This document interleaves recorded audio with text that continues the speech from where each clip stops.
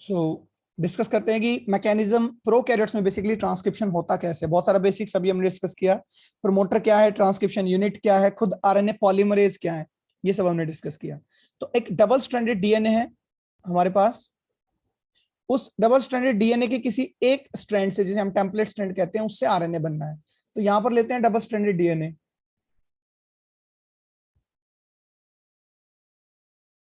सारी चीजें दोनों ही स्ट्रैंड पर है, बस कोड एक का यूज किया जाता है। ठीक है, तो सपोज ये है +1 स्टार्ट साइट।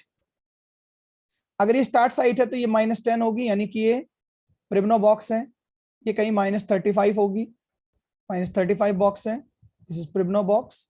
ये कहीं यूपी एलिमेंट्स होंगे, बताने की जरूरत नहीं है यूपी एलिमेंट क्या है, पूरी तरह से हम इसको पढ़ चुके हैं। और यहाँ पर हम एक लिमिट भी ले लेते हैं आगे ट्रांसक्रिप्शन टर्मिनेशन साइट के लिए।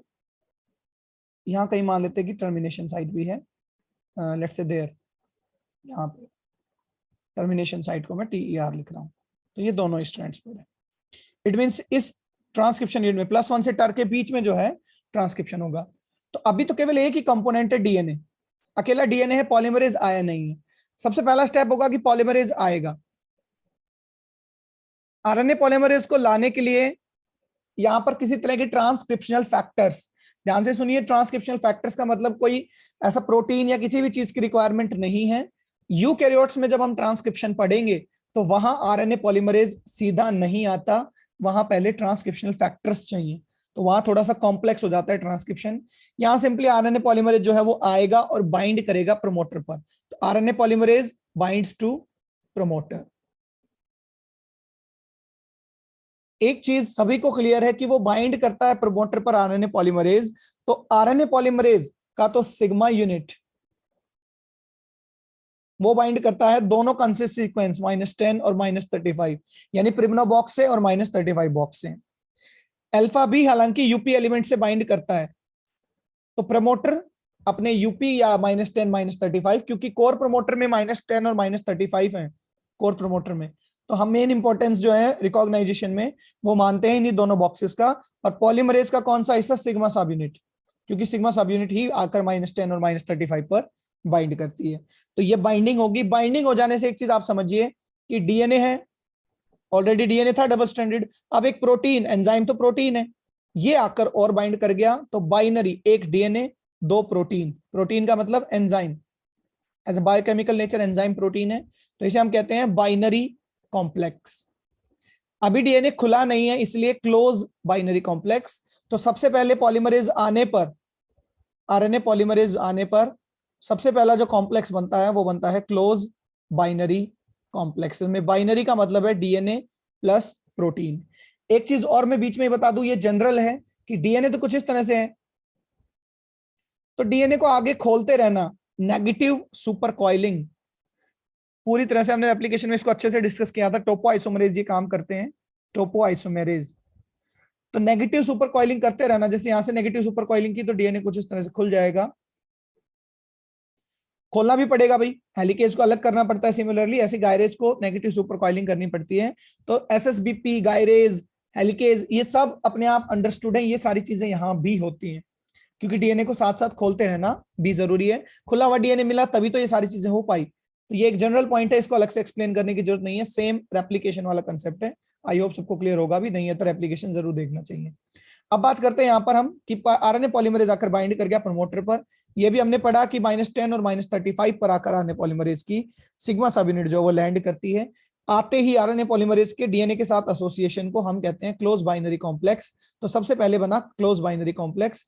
अब देखिए आरएनए पॉलीमरेज का स्ट्रक्चर, सिग्मा सब यूनिट कुछ ऐसे बाइंड हो गई, -10 पर भी और -35 पर भी। मैं इस अकेले को दिखा रहा हूं, मानो ये सिग्मा सब यूनिट है।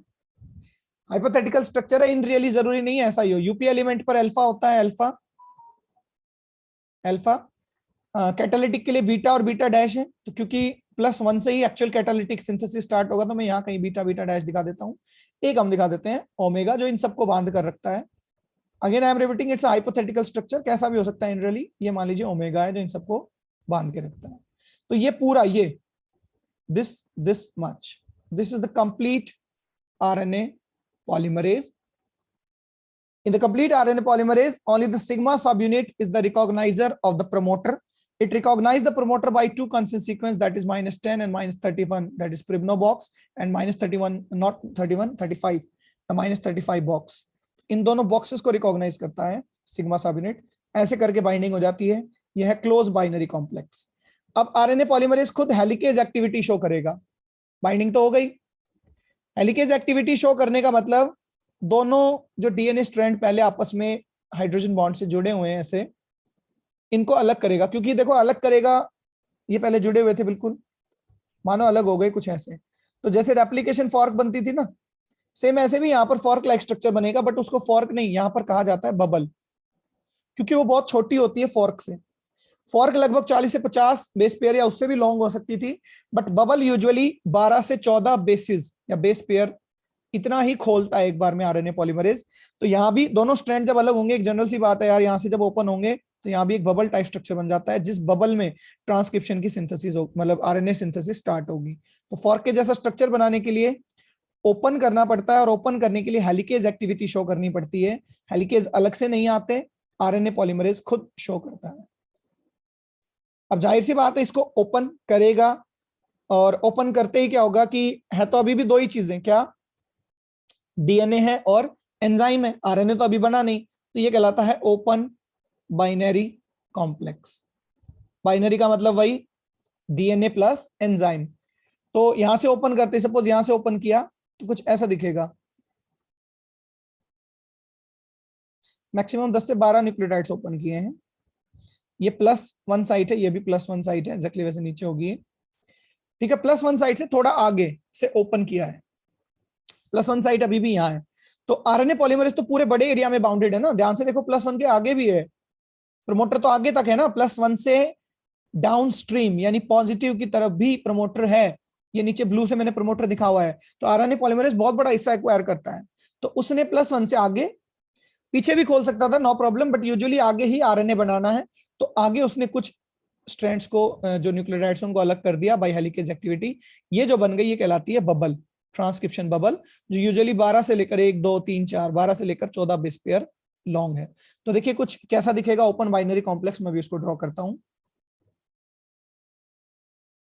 देखिए ये ओपन बाइनरी कॉम्प्लेक्स है, यहां से आरएनए पॉलीमरेज ने ओपन कर दिए हैं, ये स्टार्ट साइट ही है, ठीक है, स्टार्ट साइट से आगे ओपन किया है, पीछे वही टाटा बॉक्स वगैरह सब। आरएनए पॉलीमरेज बाइंडेड भी है, तो जनरल सी बात है आरएनए पॉलीमरेज ऑलरेडी बाइंडेड है। अब उसके सारे सब यूनिट दिखाने की जरूरत नहीं है, हमें पता है अल्फा यूपी एलिमेंट में -1035 पे जो है सिग्मा सब यूनिट्स है एंड ऑल दैट, और बीटा इधर है कैटालिसिस के लिए। तो जनरल बात है ये आरएनए पॉलीमरेज है।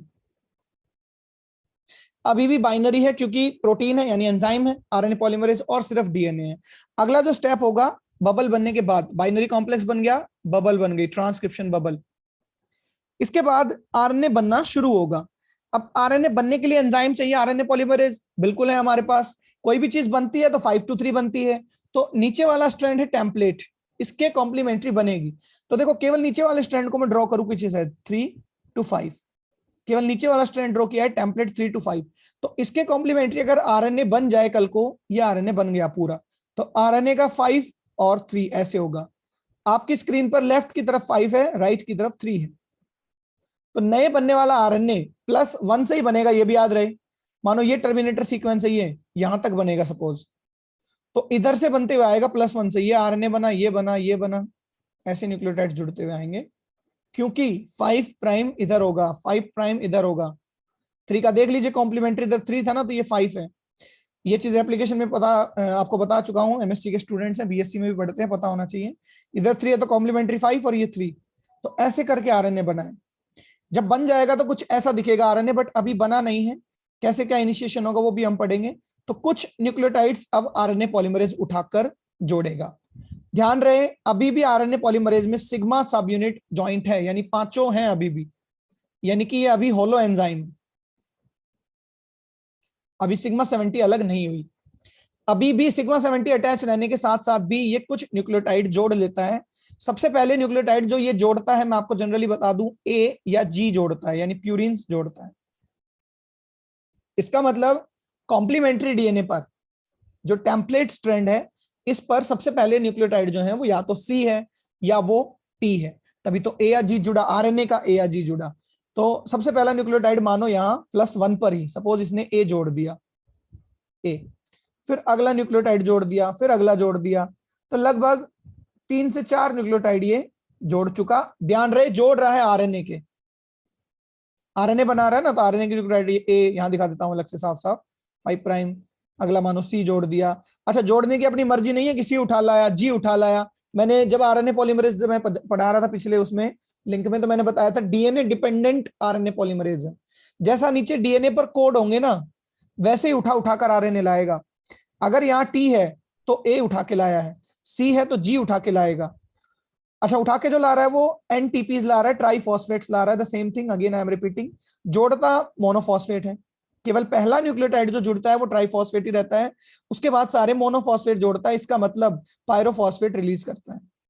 और मैग्नीशियम और zinc as a cofactor use करता है, जैसे कि सेम एलोंगेशन में डीएनए पॉलीमरेज करता था, वही सब काम उठा उठा के न्यूक्लियोटाइड अब इसको जोड़ने हैं।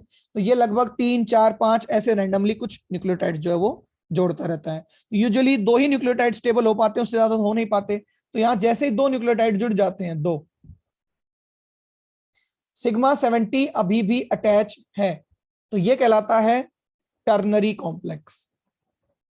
अब बाइनरी नहीं, अब टर्नरी कॉम्प्लेक्स है, क्योंकि अब डीएनए तो है ही टेम्पलेट, एंजाइम प्रोटीन तो है ही, प्लस अब आरएनए भी बन गया, चाहे वो 2 ही न्यूक्लियोटाइड बने हो, लेकिन अब आरएनए भी बन गया, इसलिए ये जो कॉम्प्लेक्स बनता है ये टर्नरी कॉम्प्लेक्स बनता है। और हेलिकेज एक्टिविटी के बाद खुद आरएनए पॉलीमरेज ने, देखो क्या प्राइमर की जरूरत पड़ी, नहीं पड़ी। डीएनए जो आरएनए पॉलीमरेज है वो डीएनए डिपेंडेंट तो है, नीचे कोड तो रीड कर रहा है, लेकिन न्यूक्लियोटाइड जोड़ने के लिए अपने आप इंडिपेंडेंटली सबसे पहले ए या जी उठा लाया, फिर अगला न्यूक्लियोटाइड उठा लाया, फिर अगला उठा लाया, तो इसको प्राइमर की जरूरत नहीं है। नेक्स्ट स्टेप में आरएनए पॉलीमरेज, और वो भी होलो एंजाइम पूरा का पूरा 2 न्यूक्लियोटाइड सिंथेसाइज करता है, और इसे हम कहते हैं टर्नरी कॉम्प्लेक्स। अगर आरएनए पॉलीमरेज सिग्मा 70 लगे लगे एलोंगेशन कर पाए पूरी तरह से, तब तो सिग्मा 70 को हटने की जरूरत ही नहीं है। लेकिन यही प्रॉब्लम आती है कि जो सिग्मा 70 है वो इसको आगे बढ़ने नहीं देता। देखिए क्या होगा, समझिएगा इस चीज को। धीरे धीरे ये बेचारा आरएनए पॉलीमरेज कुछ और न्यूक्लियोटाइड जोड़ना चाहेगा, 8-10 न्यूक्लियोटाइड जुड़ते ही बार बार टूटता रहेगा। जैसे चेन में इसने 6 न्यूक्लियोटाइड जोड़ लिए सपोज, तो अबॉर्टिव इनिशिएशन, एक तरह से अबॉर्शन, फॉल ऑफ हो जाएगा इसका। टर्नरी कॉम्प्लेक्स के बाद एक स्टेप आता है अबॉर्टिव इनिशिएशन। इनिशिएशन शुरू होना चाहता है लेकिन हो नहीं पा रहा। कोई एक नाव है, डॉक से बंधी हुई है, ये नाव आगे जाना चाहती है, बहाव भी बहुत तेज है, ये जाती है, लेकिन ये रस्सी इसको रोक रही है। तो ये अबॉर्टिव इनिशिएशन है क्या, कि जब तक सिग्मा 70 अटैच है, ये बेचारा बार बार 8-10 न्यूक्लियोटाइड जोड़कर फॉल ऑफ हो जाता है। यह मैकेनिज्म नहीं पता कि कैसे ये मैनेज करता है अबॉर्टिव इनिशिएशन को, कि 10-12 न्यूक्लियोटाइड ये जोड़ भी ले। देखिए सेम कॉन्ट्राडिक्टरी स्टेटमेंट्स में बोल रहा हूं, क्या ध्यान से सुने, कि 6 से 10 न्यूक्लियोटाइड जुड़ते ही अपने आप गिर भी रहा है, लेकिन जब तक 10 से 12 न्यूक्लियोटाइड नहीं जुड़ जाते तब तक एलोंगेशन या सिग्मा 70 हटेगा भी नहीं। इसका मतलब ये 10 से 12 न्यूक्लियोटाइड जुड़ने के लिए भी रैंडमली मेहनत कर रहे हैं, कोशिश कर रहे हैं, 2-3 जुड़े फिर गिर गए, फिर 2-3 जुड़े फिर गिर गए। तो एक कहावत है कि कोशिश करने वालों की हार नहीं होती। तो एक समय आता है रैंडमली जब ये 10 से 12 न्यूक्लियोटाइड जोड़ लेता है बेचारा, तब ये अबॉर्टिव इनिशिएशन को क्रॉस कर जाएगा, अदरवाइज बार बार टूटता रहेगा। तो टर्नरी कॉम्प्लेक्स के जस्ट बाद होता है अबॉर्टिव इनिशिएशन, जिसमें 2-3 न्यूक्लियोटाइड जुड़कर ये बार बार टूटता रहता है। हाउ, कैसे होता है कि 10-12 न्यूक्लियोटाइड जोड़ने में ये खुद को जो है सक्सेसफुल होगा या मैनेज कर पाता है, इसका कोई मैकेनिज्म क्लियर नहीं है। लेकिन जैसे ही ये 10-12 न्यूक्लियोटाइड एक बार जोड़ लेगा, जैसे ये मैनेज कर लेगा, 10 से 12 न्यूक्लियोटाइड इसमें जुड़ जाएंगे, तब क्या होगा कि एक जो स्टेबल टर्नरी कॉम्प्लेक्स है वो फॉर्म होगा। तो टर्नरी कॉम्प्लेक्स के बाद अबॉर्टिव इनिशिएशन, फिर हम लिखेंगे स्टेबल टर्नरी कॉम्प्लेक्स। तो थोड़ा सा फर्क है, टर्नरी कॉम्प्लेक्स में 2 ही न्यूक्लियोटाइड थे, अब स्टेबल में 10 से 12 न्यूक्लियोटाइड्स हैं। नेक्स्ट क्या होगा, stable ternary complex. Close binary, open binary, helicase ने किया टर्नरी कॉम्प्लेक्स, 2 न्यूक्लियोटाइड जुड़ते टर्नरी, अबॉर्टिव इनिशिएशन बार बार जुड़कर टूट रहा था आरएनए पॉलीमरेज की वजह से, जो है डीएनए जो आरएनए स्ट्रैंड है नया। और अब जब एक बार 10 से 12 न्यूक्लियोटाइड बन गए तो ये हो गया स्टेबल। अब देखिए क्या होगा, अब आगे एलोंगेशन करना है, 10 से 12 न्यूक्लियोटाइड तो बन गए, पर कंटिन्यूअसली अभी भी सारा आरएनए नहीं बन पा रहा, इसके लिए प्रमोटर क्लियरेंस करना पड़ता है। आरएनए पॉलीमरेज नहीं आगे 10 से 12 न्यूक्लियोटाइड से आगे नहीं जोड़ पा रहा और आरएनए के न्यूक्लियोटाइड, उसके लिए बैरियर है सिग्मा 70, तो सिग्मा 70 को रिमूव होना पड़ता है। जैसे सिग्मा 70 यूनिट रिमूव होगी तो होलो एंजाइम नहीं बचेगा, अब holo enzyme minus sigma 70 is equal to core enzyme. तो कई बार क्वेश्चन आता है कि एलोंगेशन कौन करता है? एलोंगेशन करता है core enzyme, alpha 2, beta, beta dash और ओमेगा, लेकिन टर्नरी कॉम्प्लेक्स बनाने का काम होलो एंजाइम ही करता है क्योंकि तब तक सिग्मा 70 अटैच थी। तो बेसिकली एलोंगेशन, कंटिन्यूअसली आरएनए बनता रहे, उसके लिए सिग्मा 70 को हटना ही पड़ता है। ये चीज कहलाती है प्रमोटर क्लियरेंस। तो स्टेबल टर्नरी कॉम्प्लेक्स के बाद क्या होगा? Promoter clearance. प्रमोटर क्लियरेंस होते ही क्या होगा? एलोंगेशन। और कंटिन्यूअसली एलोंगेट होता रहेगा, एक दिन आएगा, एक लिमिट आएगी जब टर्मिनेट भी हो जाएगा। तो ये साइड में जो मैंने पाथवे लिखा है ओवरऑल, यहाँ ये पूरे ट्रांसक्रिप्शन का पाथवे प्रोकैरियोट्स का, बट इसमें अब दो चीजों पर हम बात करते हैं। प्रोमोटर क्लियरेंस तक हम बात कर चुके हैं कि जैसे ही सिग्मा 70 हट जाएगी प्रोमोटर क्लियर हो जाएगा और कंटिन्यूअसली एलोंगेट होता रहेगा कौन? जो हमारा सिंथेसाइजिंग जो है आरएनए है। अब मैं एलोंगेशन पर बात करता हूं कि एलोंगेशन होगा कैसे। आई होप यहां तक क्लियर होगा सारे स्टेप्स। अब बात करते हैं एलोंगेशन की, क्योंकि अब प्रोमोटर क्लियर हो चुका, सिग्मा 70 हट चुकी। तो देखो कैसे जो है आरएनए बनेगा, ऑल्दो पीछे बनता भी आ रहा था।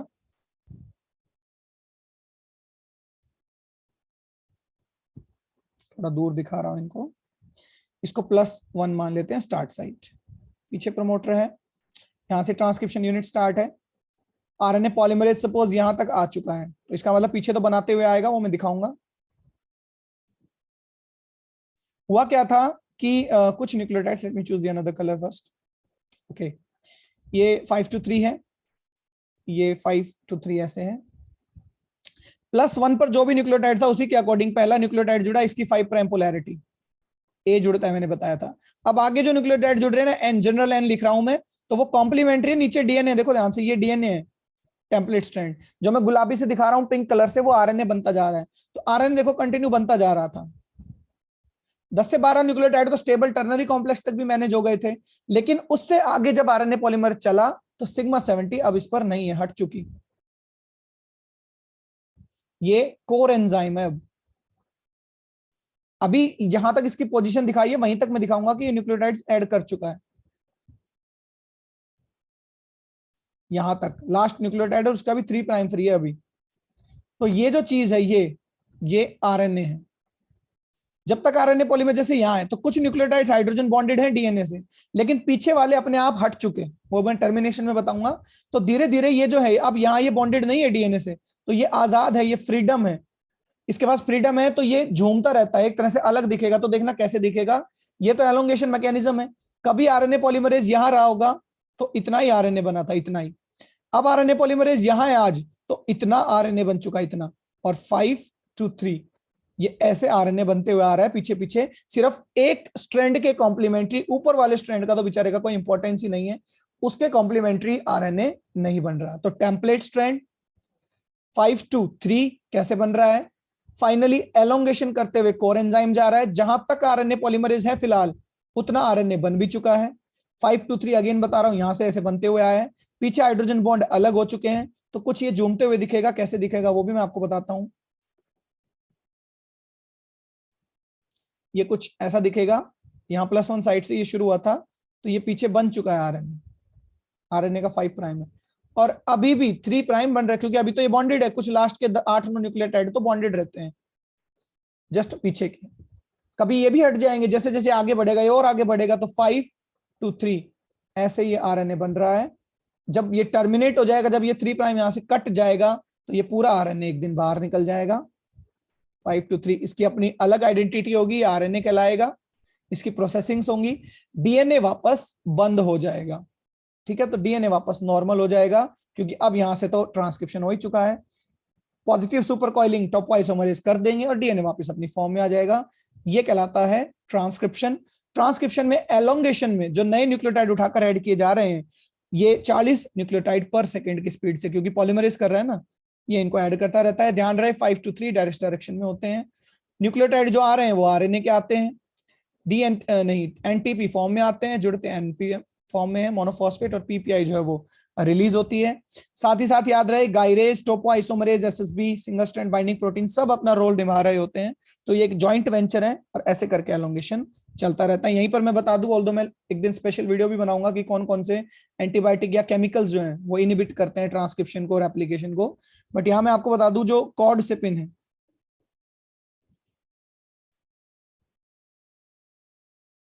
ये एक एनालॉग है एडेनिन का, जो एडेनिन न्यूक्लियोटाइड होता है, तो उसका जैसा कॉपी है, उसकी नकल करता है। ये जो होता है ये इनहिबिट करता है। अगर कहीं पर एडेनिन ने अपनी प्रॉपर्टी खो दी और वो कॉर्ड जो है कॉर्डसेपिन बन गया, मानो यहाँ यहाँ एडेनिन था, तो जैसे ही आरएनए पॉलीमरेज पहुंचेगा ना, ये टर्मिनेट कर देगा मशीनरी को, तो ये आगे नहीं बढ़ने देगा। एक एडेनिन का होमोलॉग है, एनालॉग है, not homolog, let me correct myself, analog है एडिनोसिन का या एडेनिन का। अगर गलती से ये आ जाता है, अच्छा ये बेस मॉडिफिकेशन है, ये यूजुअली प्रेजेंट नहीं होते, लेकिन एडेनिन बन जाता है ऐसा कुछ स्पेशल केमिकल मॉडिफिकेशंस की वजह से, तो ये टर्मिनेट करता है, यानी ये इनहिबिट करता है एलोंगेशन को। ये भी आप पॉइंट याद रख सकते हो एलोंगेशन में, दिस वाज द एलोंगेशन।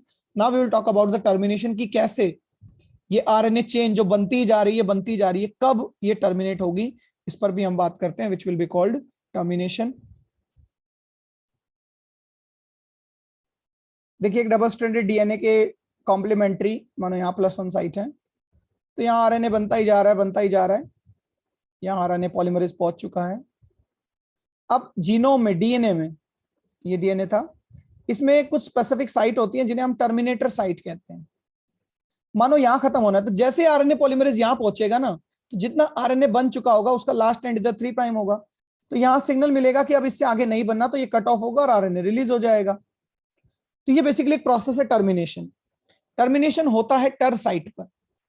क्या ऐसे कुछ प्रोटोकॉल्स हैं या कुछ प्रोटीन्स हैं या जो भी फैक्टर्स हैं जिन्हें पता चले कि टर्मिनेशन साइट आ गई और यहां तक ही बस आरएनए बनाना था? मैंने कहा था ना ये ट्रांसक्रिप्शन यूनिट होती है ये इतनी, तो यहां से बनता बनता आरएनए यहां खत्म हो जाएगा, इस चीज को हम कहते हैं टर्मिनेशन। टर्मिनेशन कैसे होता है ये बहुत डिटेल में एग्जैक्टली साइंटिस्ट को नॉन नहीं है एग्जैक्ट मैकेनिज्म, लेकिन दो हाइपोथेसिस या दो मेथड्स माने जाते हैं जिनसे टर्मिनेशन होता होगा, जिन्हें हम कहते हैं रो डिपेंडेंट। रो एक प्रोटीन है, कुछ लोग मानते हैं या कुछ साइंटिस्ट मानते हैं कि रो डिपेंडेंट, रो प्रोटीन है जो टर्मिनेशन कराता है, और कुछ मानते हैं कि रो इंडिपेंडेंट यानी इंट्रिंसिक, अपने आप ही रो इंडिपेंडेंट टर्मिनेशन। ऐसा भी टर्मिनेशन है जिसमें रो प्रोटीन नहीं चाहिए, और ऐसा भी टर्मिनेशन है जिसमें रो प्रोटीन चाहिए। तो दोनों तरह के मेथड्स को हम पढ़ते हैं, कैसे जो है टर्मिनेशन को ये कॉज करेंगे। फर्स्टली मैं डिस्कस करता हूं रो डिपेंडेंट, बहुत इंपॉर्टेंट है, ये लोअर क्लासेस में भी पूछे जाते हैं। रो डिपेंडेंट टर्मिनेशन, देखिए रो एक प्रोटीन है, bacterial protein, of course prokaryotes की हम बात कर रहे हैं, तो ये टर्मिनेशन के लिए रिस्पॉन्सिबल है। 6 सब यूनिट से मिलकर बना होता है, लगभग 275 किलो डाल्टन इसमें वेट है। आइडेंटिकल सब यूनिट से एक्सामर है, सभी 6 एक जैसे यूनिट होते हैं।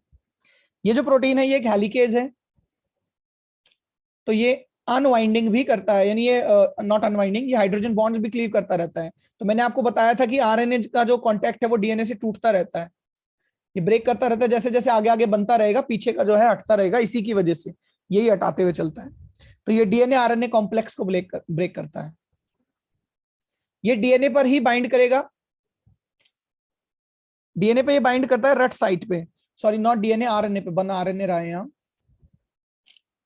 बनते हुए आरएनए पर ये बाइंड करता है, जहां ये बाइंड करता है उसे कहते हैं रट साइट। ध्यान रहे ये टर्मिनेशन साइट नहीं है, ये वो साइट है जहां रो प्रोटीन बाइंड करता है। फिर ये जो है स्वाइप करेगा उसी पे या स्लाइड करेगा, बेसिकली आरएनए पर स्लाइड करता करता ये पहुंच जाता है टर्मिनेशन साइट पर। टर्मिनेशन साइट पर जाकर ये आरएनए पॉलीमरेज जो कि चलता जा रहा था मस्त मगन और आरएनए बनाता जा रहा था, उसको ये ब्लॉक करता है। It block the RNA polymerase, it binds at that rut site on the DNA, on the RNA, synthesizing RNA. It slides over the RNA and reach at the terminator sequence where it blocks the polymerase. तो exact mechanism कैसे ये बहुत तेजी से जाकर RNA polymerase से पहले termination site पे पहुंच जाता है, कैसे वहां पर ये इसको ब्लॉक करता है, ये सारे मैकेनिज्म्स अननोन है। बट हाइपोथेटिकली देखिए क्या माना जाता है, ये स्ट्रैंड था, मान लीजिए टेम्पलेट स्ट्रैंड था, अभी यहाँ पर आरएनए पॉलीमरेज पहुंच चुका है और यहाँ टर्मिनेटर साइट है, सपोज टर्मिनेटर साइट। ये बनता हुआ आरएनए है, this one 5 prime and 3 prime. ये तो ये सपोज दिस इज द रट साइट, ये रट साइट पे अपलोड होता है बनते हुए आरएनए पर, ये अपलोड हो गया यहाँ, ये है आरएचओ। फिर ये स्लाइड करता है, इधर चलता है, बहुत तेजी से आगे भागता है रो प्रोटीन, और आकर यहां जुड़ जाता है रो।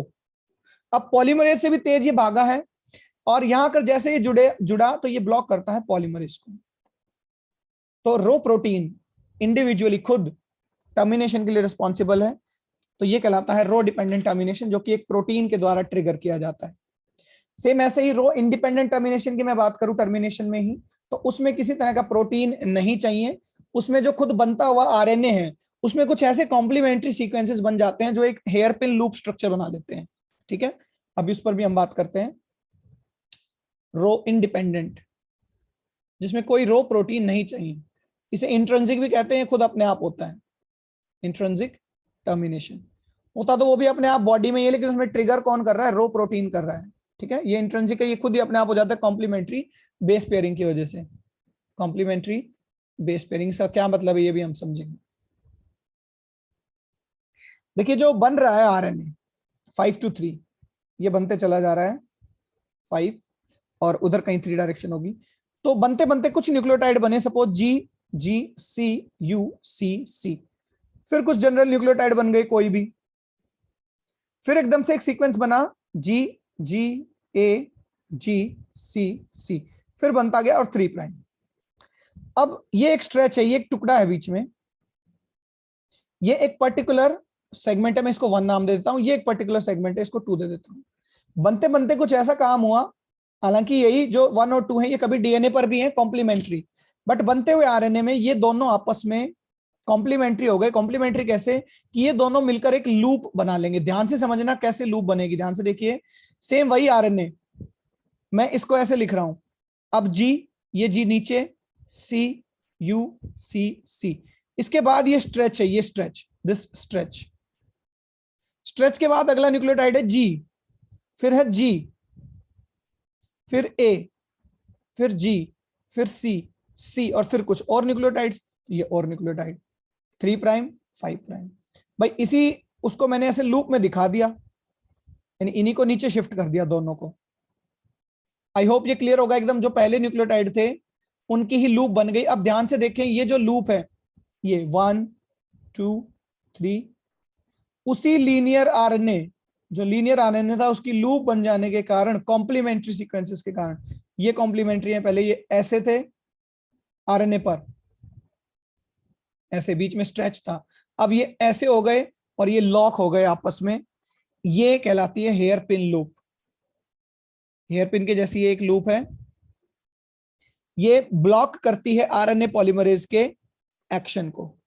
अब ये 2 तरह से ब्लॉक कर सकती है हेयर पिन लूप जो बनी, क्लियर है ये बताएं एक बार जल्दी से। तो ये जो लूप है, ये लूप खुद 2 हाइपोथेटिकल मॉडल्स के अकॉर्डिंग काम कर सकती है। आरएचओ इंडिपेंडेंट में लूप मॉडल में एक होता है एलोस्टेरिक मॉडल। इस लूप बनने की वजह से जो आरएनए पॉलीमरेज था उसमें कॉन्फर्मेशनल चेंज आ गए। जो 3 प्राइम पर यहां चले जा रहा था आरएनए पॉलीमरेज, और वो जो पीछे लीनियर डीएनए था उसमें लूप बन गई, तो एक खिंचाव, एक स्ट्रिंग सा आता है, उसकी वजह से इसमें कन्फर्मेशनल चेंज आ गए। चेंज आने की वजह से इसकी बीटा और बीटा डैश जो कैटालिटिक यूनिट्स थी वो भी चेंज हो गई, तो वो अपना काम छोड़ देंगी, यानी एलोंगेशन का काम छोड़ देंगी। तो एलोस्टेरिक का मतलब होता है रेगुलेट हो रहा है एंजाइम। तो चेंज आते हैं, change in conformation of RNA polymerase. तो लूप जो है वो आरएनए पॉलीमरेज की कॉन्फर्मेशन में चेंज लाकर एक्टिव साइट को रिप्लेस कर देती है। ये एक चीज हो सकती है, ये एलोस्टेरिक मॉडल है। लूप कैसे बनती है ये मैं रिपीट कर रहा हूं अभी। लूप बनाने का मैंने बताया, कॉम्प्लीमेंट्री सीक्वेंसेस है बेटे, ये बीच में स्ट्रेच है पिंक, और ब्लू 2 कॉम्प्लीमेंट्री सीक्वेंसेस हैं। ठीक है, तो ये ब्लू वाले आपस में ऐसे बाइंड कर जाएं, 1 2, बीच में स्ट्रेच रह जाए, ये स्ट्रेच रह गया, तो इनके न्यूक्लियोटाइड्स कुछ ऐसे हो गए कि ये कॉम्प्लीमेंट्री बेस पेयरिंग कर गए, इसलिए लूप बन गई। ठीक है, ये था लूप फॉर्मेशन। तो एक मॉडल एलोस्टेरिक मॉडल, लूप बनने की वजह से एंजाइम के अंदर स्ट्रक्चरल चेंज आ जाए। दूसरा होता है शेयरिंग मॉडल, जो शेयरिंग के अकॉर्डिंग काम करता है। कैसे कि जो लूप बनी है वो स्ट्रेच करती है 3 प्राइम एंड को अपनी तरफ। जैसे मैं बताता हूं, ये 5 प्राइम था, ये 3 प्राइम था, यहां आरएनए पॉलीमरेज था, अब बन गई लूप 3 प्राइम 5 प्राइम और यहां आरएनए पॉलीमरेज। तो ये शेयरिंग एक तरह की हैवी लूप है, ये इस 3 प्राइम को यहां से अलग कर देती है। कैसे अलग कर देगी? 3 प्राइम और आरएनए पॉलीमरेज को अलग खींच लाएगा अपनी तरफ, तो आरएनए पॉलीमरेज का कांटेक्ट 3 प्राइम ओएच से हट गया, अब वो नए न्यूक्लियोटाइड यहां पर बेचारा नहीं जोड़ पाता, तो ये जो है पुल करती है 3 प्राइम एंड जो है वो लॉस्ट होता है आरएनए पॉलीमरेज से। तो दोनों ही केसेस में, एक में आरएनए पॉलीमरेज की स्ट्रक्चर चेंज करके उसको ब्लॉक किया जा रहा है, दूसरे मॉडल में उससे 3 प्राइम एंड को छीन लिया जा रहा है। दोनों ही केसेस में इंट्रिंसिक टर्मिनेशन है, कोई आरएचओ प्रोटीन नहीं चाहिए। दूसरे तरह का जो टर्मिनेशन था वहां पर आरएचओ प्रोटीन चाहिए। With in a minute I am revising the concept of the transcription in detail in summary form. तो देखेंगे क्या क्या होता है। डबल स्ट्रैंडेड डीएनए था, ओपन बाइनरी कॉम्प्लेक्स बनता है, प्रोमोटर पर आरएनए पॉलीमरेज आ जाता है, -10 पर -35 पर सिग्मा, ये जो यूपी एलिमेंट है उन पर अल्फा सबयूनिट। फिर क्लोज बाइनरी कॉम्प्लेक्स बनता है, उसके बाद टर्नरी कॉम्प्लेक्स बनता है, फिर अबॉर्टिव इनिशिएशन होते हैं, फिर स्टेबल टर्नरी कॉम्प्लेक्स बनता है, फिर प्रोमोटर क्लियरेंस होता है, सिग्मा 70 हटती है, फिर एलोंगेशन होता है, कोरेंजाइम करता है, और फिर टर्मिनेशन होता है जो कि रो या रो इंडिपेंडेंट भी हो सकता है। This is the concept of the transcription in the prokaryotes.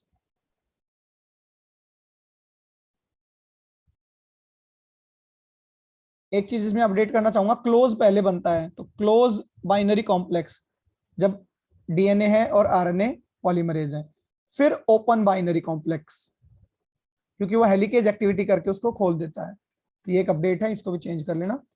So this is all about transcription.